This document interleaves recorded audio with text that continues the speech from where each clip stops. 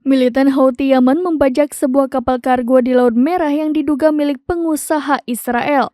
Kapal yang berisi 25 orang tersebut kemudian dibawa ke pantai Yaman. Lantas, bagaimana nasib puluhan awak kapal dan sampai kapan mereka disandra? Juru bicara Houthi Brigadir Jenderal Yahya Sarea memastikan awak kapal diperlakukan dengan baik sesuai dengan ajaran dan nilai-nilai Islam.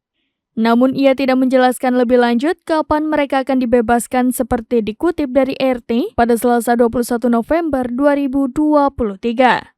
Yahya mengatakan pembajakan kapal terkait Israel dilakukan atas dasar tanggung jawab agama, kemanusiaan dan moral terhadap rakyat Palestina. Ia bersumpah akan terus melakukan operasi militer melawan Israel sampai agresi terhadap Gaza dihentikan. Adapun pembajakan kapal kargo Galaxy Leader oleh Houthi Yaman berlangsung pada Minggu 19 November 2023. Kapal tersebut berangkat dari Turki menuju India dengan rute pelayaran Laut Merah. Militer Israel telah membantah bahwa kapal tersebut adalah milik negaranya. Disebutkan bahwa kapal Galaxy Leader milik perusahaan Inggris Raker Carriers. Namun pengoperasian kapal dilakukan oleh perusahaan Jepang Nippon Yusen Kaisha Line. Kendati demikian, pemilik langsung Galaxy Leader disebut-sebut merupakan pengusaha Israel bernama Abraham Rami Ungar.